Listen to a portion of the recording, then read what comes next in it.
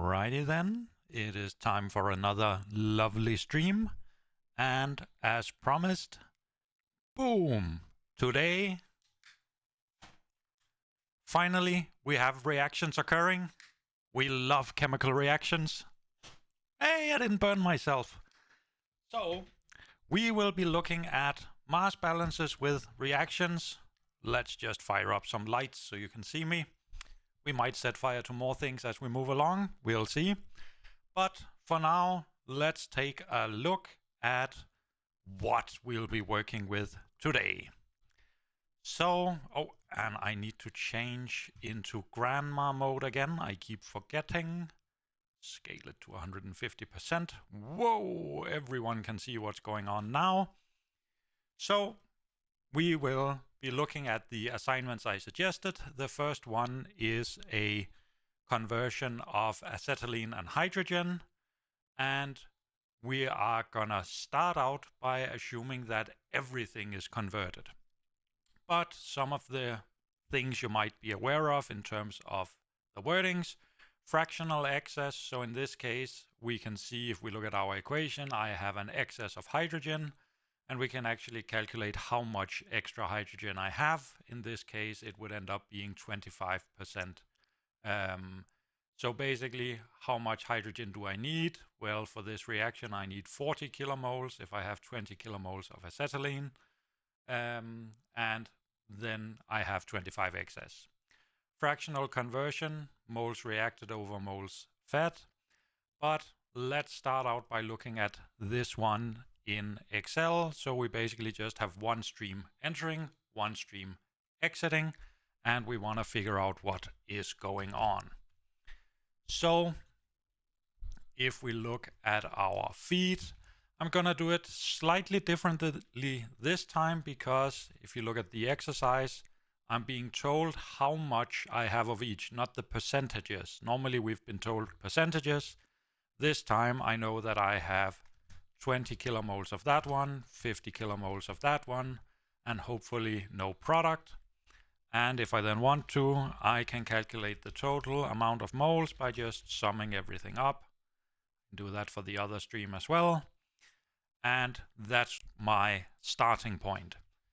So the question now is, how much exits of the different components? That's basically my unknowns right now. The percentages, if I wanted to calculate those, I can easily do it. I can just take the amount of this component over the total amount, and if I want to, I can then drag it to the right. If I drag it down, we're going to have issues because Excel is going to try and divide by 0. So if you do this, you just need to put in some values somewhere. So I'm just going to guess at some values here. Now, when we start to look at reaction-based mass balances, there are several ways you can approach it. The way I suggest you approach it is using atomic balances. That's often what we see in biotech, that we use atomic balances to keep track of these things.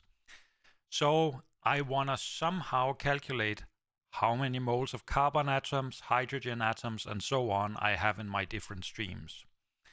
The easiest way for me to do that is I always take all of the components that I have here, and I want to copy them. And then when I paste, I'm going to select Paste Special and ask to transpose my data. So that's basically going to take this row, turn it 90 degrees and put them here. And then I just start to fill out all of the atoms I have, in this case only carbon and hydrogen. And for each of my species, I look at the formula and I say this one contains 2 carbons, 2 hydrogens, 0 carbons, 2 hydrogens, 2 carbons, 6 hydrogens. So that's a way for me to keep track of this. And then in this case, it's a small enough system that this won't get too cumbersome. So I'm just gonna over here calculate how much carbon, how much hydrogen I have in my different streams. And I'm gonna first do it the cumbersome way, where I have to do a lot of stuff, and then I'm gonna show you the shortcut. So generally what I would do is I would say, okay, how much carbon is in my feed stream? Well, that must be how many moles of this component I have multiplied with how many carbons are for every mole of this one, plus the amount of this component times how many carbons that one has, plus the next component times how many carbons that one has. Now you might notice here that of course I could just ignore the last two because one of them has 0 carbons and the other one I don't have anything in my feed stream. But this is the systematical way I would have to do it. And then I have to do it again over for the hydrogen and say, okay, I want to take my first component, multiply it by how many hydrogens it has, my second component multiplied by how many hydrogens, and so on. And first of all, doing this by hand is really boring. We don't want to do that. Second of all, it's so easy to make a mistake as you go along. So we would much rather write one general equation and then use it all over the place. So instead of doing this, even though it works, you can actually check and say, okay, if I have 20 kilomoles of this component, I would have twice the amount of carbon. Works out fine. The way you would go about doing this automatically or more easily is you want to use the sum product. I want to take two, strings of numbers and multiply them together. So Excel has a function that's called sum product. So I want to take the two arrays. I have the array with the amounts of each of my components. I happen to know I want a $sign in front of the letters for that one. And then I want the array for my carbons. Now, because it's shifted, it's transposed, I have to transpose it again. Excel can do that for me, so I just type in transpose, and then I select my other array. Again, I happen to know I want $signs in front of the numbers, finish off my parentheses, and I get the same value, but instead of having to type it in over and over and over, I can now just fill it to the right, fill it down, and I'm done. I have now calculated how many carbons and hydrogens I have in each of the streams. And this is why I put in the $signs where I did. When I fill it down, I want these or this part of it. So I want it to move from here. When I go to my next stream, my product stream, I want all of these to go down one. So that's why I put a $sign in front of the, letters and not the numbers, because I want the numbers to change. I want to go from using the number 2 row to number 3 row. When I go to the right, what I don't want to have happening, let's do it with this one. When I take one step to the right, I don't want this selection to move with me one step to the right, because then I would be missing one of my components. I want it to stay there. I don't want the letters to change. So I put a $sign in front of the letters, not the numbers. The other one, it's the opposite. When I go one to the right, I want this selection to move from being here to moving over to using the hydrogens. I go from calculating carbons to hydrogens. But when I move down, so when I go down to this one, I don't want this red selection to step down with me, because then I would be using wrong values. I want it to stay there, so $signs in front of the numbers. The numbers cannot change for the red, the letters may not change for the blue selection. Now, when I only have two streams, doing the balances is super easy, because I can just say this is the amount of carbon entering minus this is the amount of carbon exiting. And I can do that for the hydrogen as well, in minus out, and I have my two equations here. So this would be, we can call it unit 1. Right now I have 3 unknowns, but only 2 equations. Degree of freedom is 1. Something is not specified. I need some more information. Now, if we start out by just assuming that all of our limiting reactant will be consumed. That means all of our acetylene will be consumed. Well, if I then go to my Excel sheet, I can change it and say, okay, if everything is consumed, that must mean nothing is left. So I can change this cell to 0 and say this is no longer an unknown. I know it has to be 0. Now I have two equations, two unknowns. All I have to do is set it up in Solver. So I open up Solver, ask that my first equation is equal to 0, add a constraint that the other equation has to be equal to 0, and finally I select my two variables. There we go. Hopefully when I ask Excel to solve it, it comes up with a solution. There we go. And both of those trend towards 0. Everything looks fine. This is such a simple setup that we can already predict. If you look at the equation we have 20 kilomoles entering. We assume all of this is converted and they react 1 to 1. So I know that I should have 20 kilomoles exiting. And we can see Excel gets very close, 19.9999. Might work if we solve it again. Yep, then we get exactly 20. Still have a slight deviation from optimal conditions here, but that's something we can live with. If I'm just going to modify this a bit. So let's say it's not a perfect reaction, not everything reacts. I would not be able to do this. So let's just delete this one and copy this one. So we are gonna not a full conversion, but a what's that? Non-ideal. Let's call it that. So I've just copied the entire thing, and we're gonna put this in as an unknown again and say I don't know that this will necessarily be 0. I then need another equation. I could then say, okay, if I'm told the extent of the reaction, how much is going to be converted.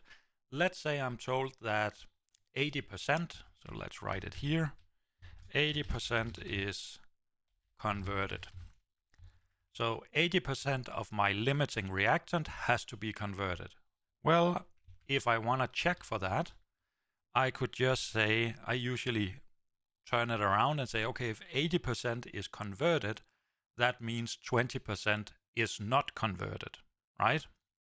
Basic maths. So I'm gonna say, okay, 20% of my acetylene is not converted. How much do I send in? Well, I have my 20 kilomoles here. And if they're not converted, they must exit. So I just subtract over here. So I have 20% of what comes in minus what comes out. If that gives me 0, that means 80% has been converted. So now we modify our solver and we say, actually, let's just reset it. I want one of my equations to be 0. I want the two others to be 0. And I now have 3 variables I can play around with. Let's see if it's stuck or not. No, it finds a solution. Everything is satisfied.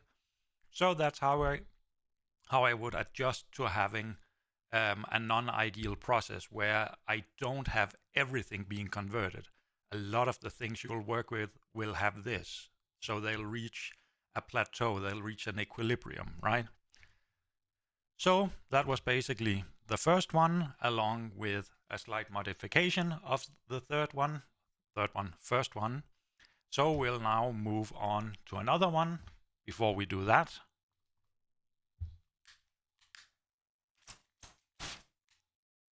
I didn't get burned. I'm so good. Lights on again. Let's see what else we can do. Let's hope my fire alarm doesn't activate. I think it'll be fine. So we're gonna look at a reaction where we have some apple pulp that we want to ferment. So this is something you could encounter as a source of carbohydrates in biotech. And we are being told that the pulp that we're using, 30% of it is dry matter, 70% is water, and that dry matter is made up of 81% carbohydrates, 19% inerts, so stuff that doesn't react, and then, actually, can I make this a bit larger? Let's just try. There we go.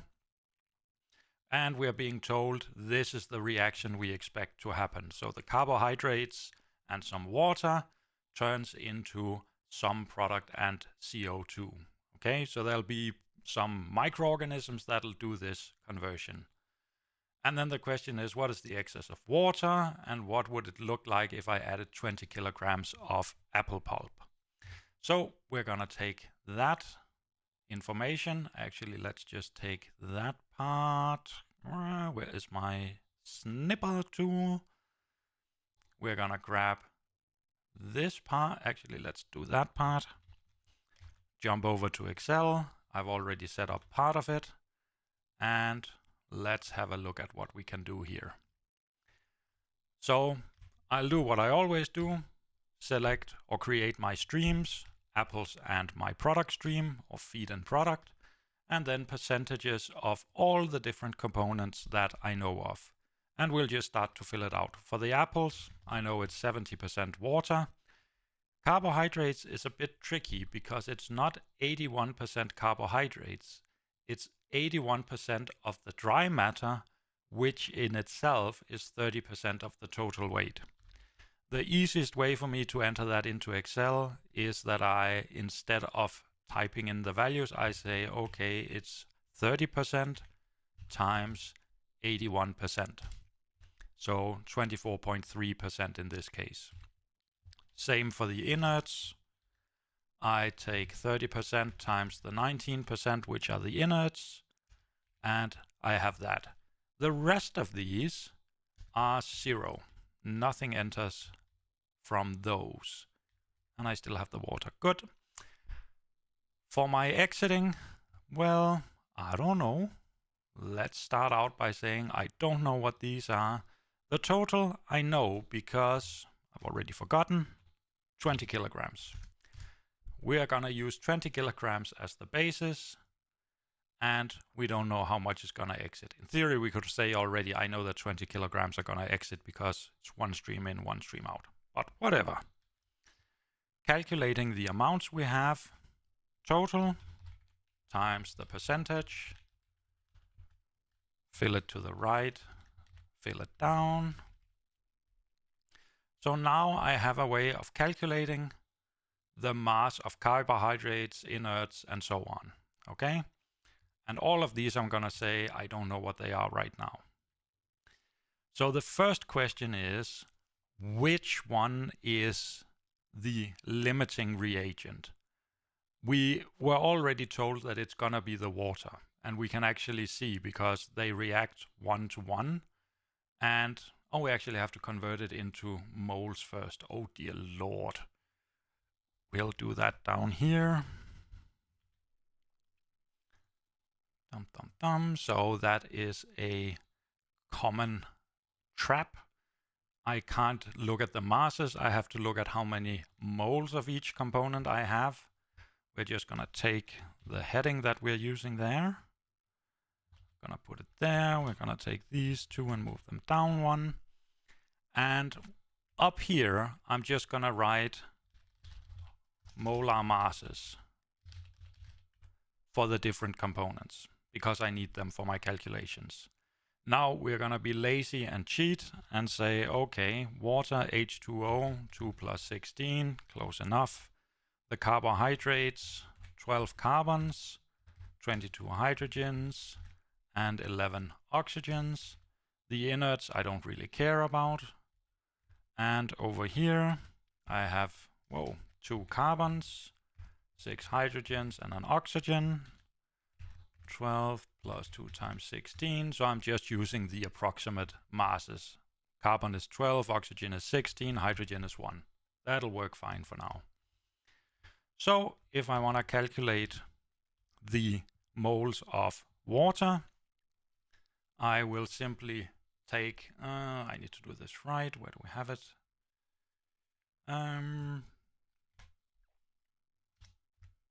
Is Is that right? Yeah. So I'm going to take the mass and I'm going to divide it by my molar mass. And I just have to be careful here because like that. Oh no.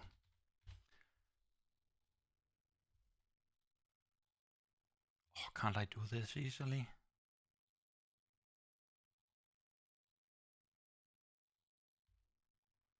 Let's see, when I move it to the right, I want that, yeah, like that. We're just gonna check if this works. No, what went wrong? Oh, it's because we don't have any value there. Let's just give it 1. Doesn't matter. The inerts we don't really have to deal with, but we'll just keep them anyways. So now I have a way of calculating the number of moles. If I wanted to, I could calculate the totals. We don't really need them. Hang on, this doesn't seem right, does it? Yeah. So if I look at the moles, I have 0.77 moles of water and 0.01 of carbohydrates. So that means if we look here, they react 1 to 1. I have a vast excess of water. Some of you might say, oh, hang on, Thomas, you're messing up the units. Yeah, this is gonna be, that must be kilomoles and not moles, but it's fine, it'll work. Numerically, it won't matter. So in terms of excess, well, I would just take the amount I have compared to the amount I need.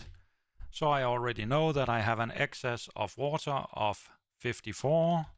If I want to convert that into percentages, 5,473%. I basically have 54, almost 55 times as much water as I need. Okay? If I wanted to calculate what comes out, we would have to assume some form of conversion. If we assume that my carbohydrates, all of that is converted, that means that the percentage of carbohydrates must be 0, no longer an unknown. I can take one of my percentages here and say it's 1 minus the sum of all the other percentages. There we go. And that should be fine. So this one is also no longer an unknown. And then we start to set up our atomic balances. So again, I'm gonna take my components. I'm gonna paste them transposed. Can you actually do it easily? No. Paste special, transpose, there we go. I have carbon, I have hydrogen, I have oxygen, and we just have to fill out for each of them. The water, 2 hydrogen, 1 oxygen. What was the carbohydrates? 12 carbon, 22, 11. Inerts, don't care. For my product here, 2 carbon, 6 hydrogen and 1 oxygen. CO2, like that. And then again over here I can calculate my carbon, hydrogen and oxygen, and I do it the exact same way as I did before. I want this, not the sum product of these and the transpose of these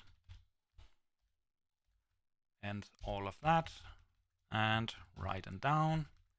And then I can set up my balances, carbon in minus carbon out, hydrogen in, hydrogen out, oxygen in, oxygen out, and that should be enough to solve this. You could say, well, hang on, we need another equation here. We need to somehow figure out what's going on.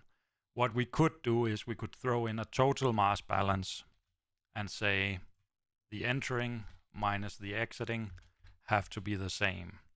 So this is my mass, and then I have my atomic balances. At this point, I should be able to set up a solver. One of them has to be 0, so does the other 3, equal to 0, and finally these are my variables, and please try and solve. Solver found a solution. That looks fine. And what do we have? Yeah, everything has been converted. We know how much has been produced. If we wanted to, we could just check. So for instance, if I assume everything has been converted, I expect to have 4 times as much of my product. That's what I get. So I have solved the system. That's what the balance would look like. We already did the excess of water. That would be, what was that? 54 times. And we then move on to the next one. Another reaction where we are now producing acrylonitrile. So let's take a look at how we could put that into Excel. We need the drawing and jump over here. We need the drawing. We need that piece of information. There we go. For later use. And you can see I've already generated part of the Excel sheet. So I have my stream with my feed and my product. If we look at our feed, 10% of that, 12% of that.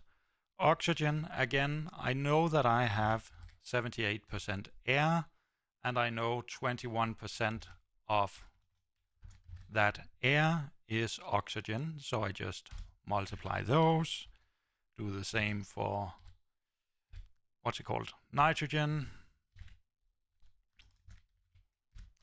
There we go. The last ones are 0. And I know I'm sending in 100 moles. If I want to calculate how much I have of each, just multiply them like this, fill right and down. And I now know how many of, or how many moles of each of the components that I have. At this point, I don't need this information any longer. So I'm going to grab all of the different components that could appear, and I'm going to paste them transposed. We have carbon, hydrogen, oxygen, nitrogen, and we just fill out 3 carbon, 6 hydrogen, nothing of the rest, none of those, 3 of those, none of those, 1 of those, none, none, 2, none, none, none, none, 2, 3, 3, none, 1, and none, 2, 1, none. There we go. Let's move these out of the way. There we go.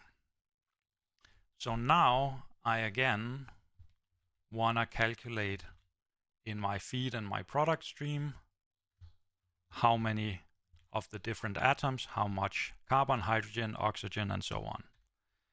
So again, the lovely sum product function. I want to take the number of moles of my different components. I want to take the transpose of my, oh, can I do that? Yeah. Transpose of that one. Finish off my parentheses. Fill right and down. And what are my unknowns? Well, I don't know how many moles I'll end up with. Technically, I don't know any of these. So, oh, one too far. I have to set up the balances. So carbon entering minus carbon exiting, fill it to the right. So oxygen in and out, so on. 4 equations, 1, 2, 3, 4, 5, 6, 7 unknowns. Jesus, we're in trouble. So let's see what we can change, or what we can do to help ourselves. First of all, nitrogen doesn't appear anywhere in this reaction. So that means whatever nitrogen enters has to exit as well. No change to that. And when I say nitrogen, N2, the amount of N2, the amount of nitrogen in our air. So that means this and this, these two, have to be the same. Now I could change it if I wanted to, or I can just create an N2 equation down here, an N2 check, where I basically say what comes in here minus that one should give me 0, because then they are the same. So if this had the value 61.62, this would be balanced. The next thing I can do is I can, what's it called? What the hell is it called? I can look at which one of my components is in the limiting reagent, so the one we assume will be fully converted. So for that we need our, oh, we have that somewhere, don't we? Nope. Okay, we'll just grab it over here. We need our equation so we can look at that. Here we go. So if we look at our equation and we look at the stuff that's coming in, the first two, they react 1 to 1. Clearly, this is the limiting reactant of those two. Then we compare this with this one. They react in the relationship 1 to 1.5. So if I have 10 of these, I need 15 of these. I have 16. So this is my limiting reagent. That means if I assume it's fully converted, I can change the percentage to 0. It's no longer an unknown. Leaves me with 1, 2, 3, 4, 5, 6. 1, 2, 3, 4, 5. What did I do wrong?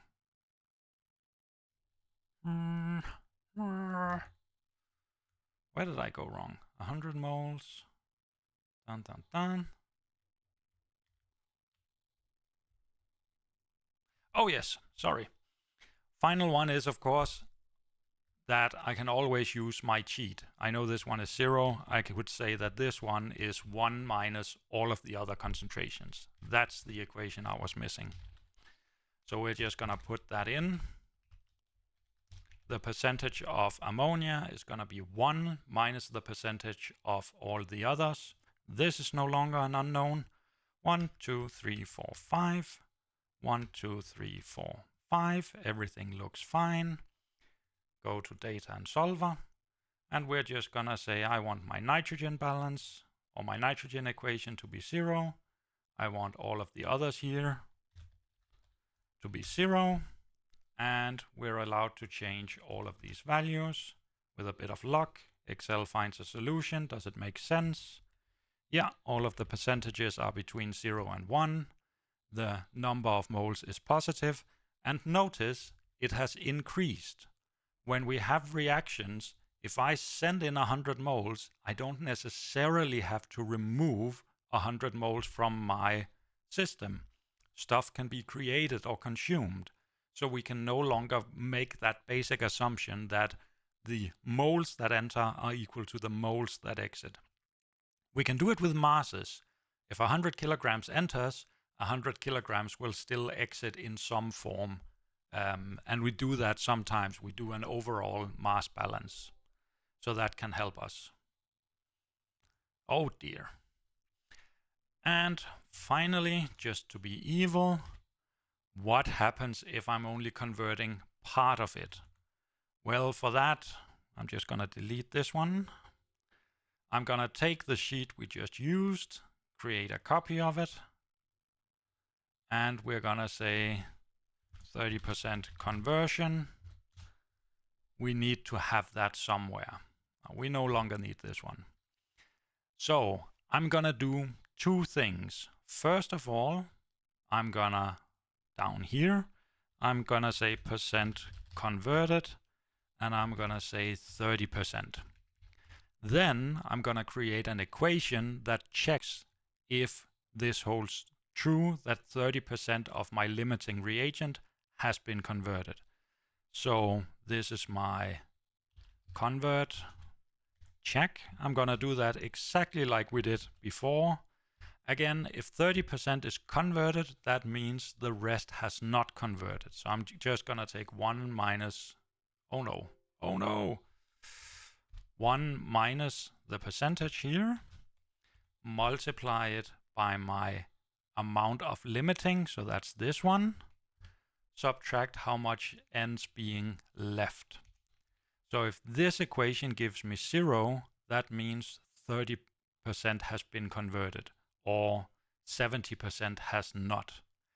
Another thing we have to remember now is this is no longer necessarily 0. Actually, for sure it won't be. So this goes back to being an unknown. I'm going to do it a bit differently. I'm going to say this one is my unknown and change this one into 1 minus the rest. Just easier to do. So now I have 1, 2, 3, 4, 5, 6 unknowns. 1, 2, 3, 4, 5, 6 equations. With all of these equations close to 0, Excel might get a bit mad at us. So I'm just going to remove the estimates here. And then I'm going to fire up my solver. And all I need to change is I have to add another constraint. This one, the conversion, has to be 0. And I have to remember that my unknowns, I have 1 extra. Solver is able to find a solution. All of my equations trend towards 0. And that's basically it. One thing also to keep in mind, just because I have the same number of moles of N2 in both streams does not mean I have the same percentages. The total amount has changed, so the percentage that N2 makes up of this stream is slightly lower in this case. But that's basically how you go about it when you start to have reactions. Another note is I haven't really told Excel the coefficients of my reactions. Oh, I removed that. But I haven't really told Excel that these are the ratios they react in. I've used the knowledge when I was looking for what the limiting reactant were, but I've not explicitly told Excel, you know, I need 3.5 times the amount of oxygen for this amount. I've checked that myself. Okay? So that's basically how we will approach mass balances when we have reactions. And tomorrow I will be going over 2 other examples. One where we have these 2 reactions that occur in parallel. So basically my methane can be converted into one thing or into another. How do we deal with that? Or what happens if I have something that turns into a product and that product can then react again? So that's sort of like some of the stuff you've been told about insulin, that I want to attach a side chain, and the side chain can attach in the right position or in a wrong position. That would be this type of problem where I have one reactant that can turn into 2 different pathways of products. Or here I have my insulin, side chain attaches correctly, then another side chain comes along and attaches in a wrong position. That would be this type of serial reaction. And of course you can have multiples of these occurring. So that's what we're going to be looking at tomorrow.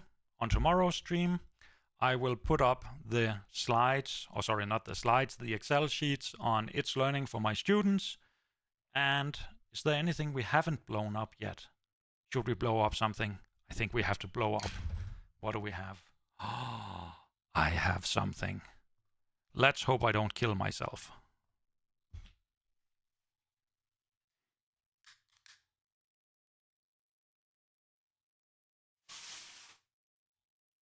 There we go. That's the final reaction you're getting today.